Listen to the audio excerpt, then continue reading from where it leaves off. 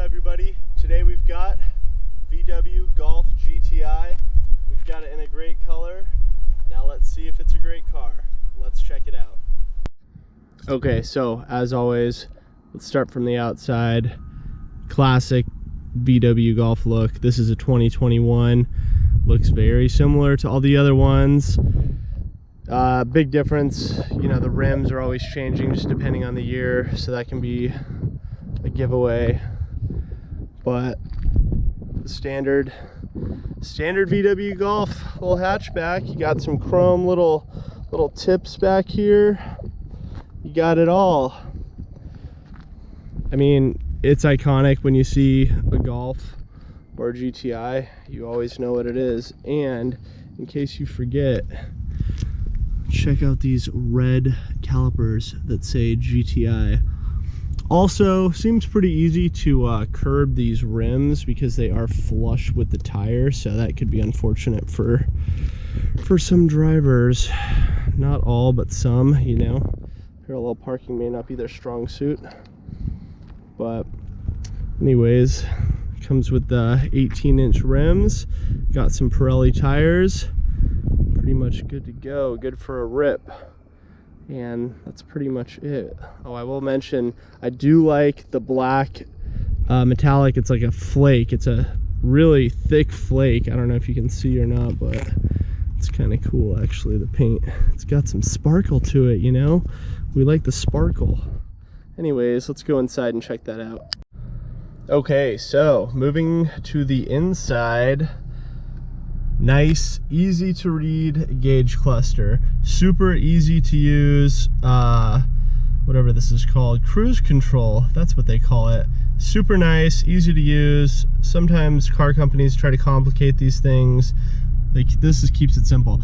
You lock and unlock the door with a simple button. The lights, a simple knob.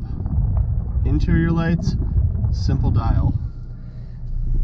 Coming over to the stereo. Again, super easy. There's simple buttons, radio, media. This turns the volume up and down. This changes the stations. It's super easy to use. Everything is very user-friendly. Again, come down here, heated seats, one button. You can actually turn your air up and down with a knob instead of having a super complicated, you know, guessing where these things are in the car. Like, it can be ridiculous. This does have stop start, which I absolutely hate, and I hope you do too, because it's freaking ridiculous. One simple button, it is now off. The best button, traction control off, again, easy to find, has a normal e-brake, which we'll use later. It's so great, nothing electronic about it. Again, super simple. I know this is an automatic, like, what can I do? Super easy. One more click down, now we're in sport. I love it. The seats, the classic plaid, kind of cool. I like it. Obviously, it's not for everybody. You can get these cars in full leather and some different options like that, but it is pretty cool. I will say, when I am sitting in these seats, I'm being hugged by these bolsters pretty good. I would say if you were, I'm 6 foot, 210 pounds. If you're any bigger than that, these bolsters on these seats may be a little inconvenient. They may hug you a little too much in the lats. But other than that, I love the simplicity of this interior. They've just not complicated it. Your phone plugs right into Apple CarPlay as well, instantly. No problems. Super simple. The steering wheel, it's got the red stitching, it's got that flat bottom, it's a thick steering wheel, little grip here for thumb. It's just good, everything about it. I like this simple interior. It works just like it should. And that is about it. So now let's go drive this thing. Okay, so what's it like to drive this GTI? The best way for me to describe it is it's a go-kart. Literally, it's just a go-kart. It's super nimble. Anywhere you point it, it's gonna go. The steering's super touchy. The brakes are also touchy. and it's just a lot of fun to drive. It's, I don't know, it's really nimble, just goes where you want it to go.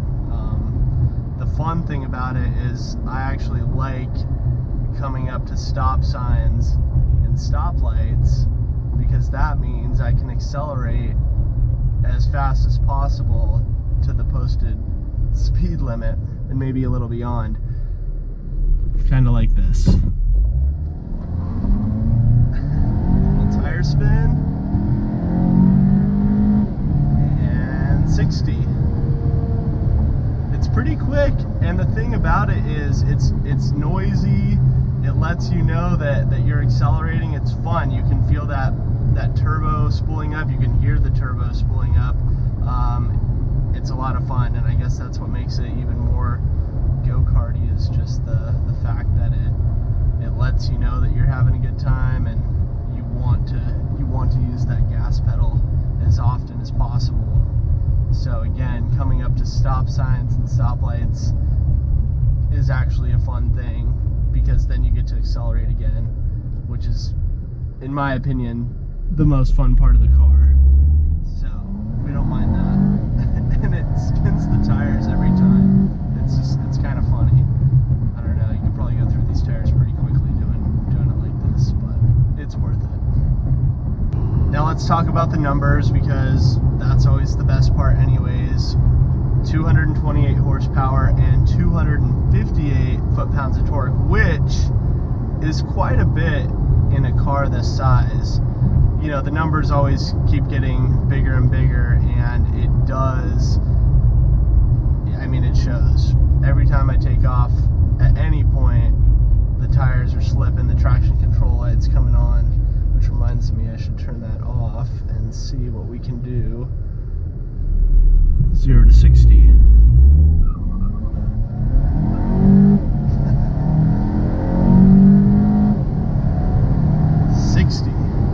Again, you just can't get enough of it. Every time you come to a stop, I'm putting my foot on the brake and my other foot on the accelerator and freaking letting go. Just can't help it. It's just a good time. It's a lot of fun, very nimble. One thing I will say, one drawback that I've noticed is it has a lot of road noise when you are on freeway speeds. There is a lot of road noise.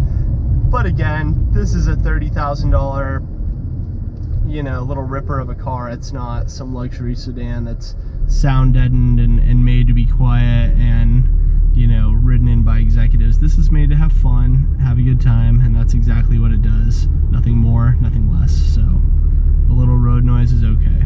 So with those numbers in mind, 0 to 60 is supposed to be around the 5.4 second mark.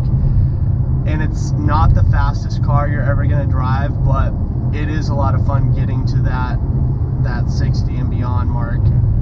You feel that turbo, you hear it spooling up, it kind of jerks you around a little bit, getting there, it makes a lot of noise, and it is a lot of fun. Again, it's not a rocket ship by any means, and I don't know that it's meant to be. I'm sure you could make it one if you decided to do so with tunes and mods and that sort of thing, but just as is, it's a fun car, and you find yourself, really liking to drive it and wanting to go places in it where some other cars can let you down in that department. This one will make up for it.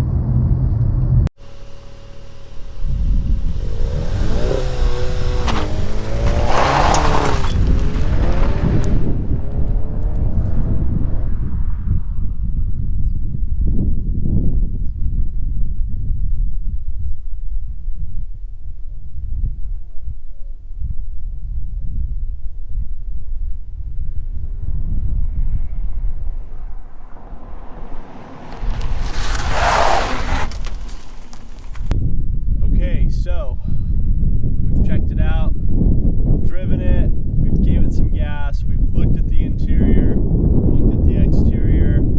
It's a go-kart. It's a lot of fun.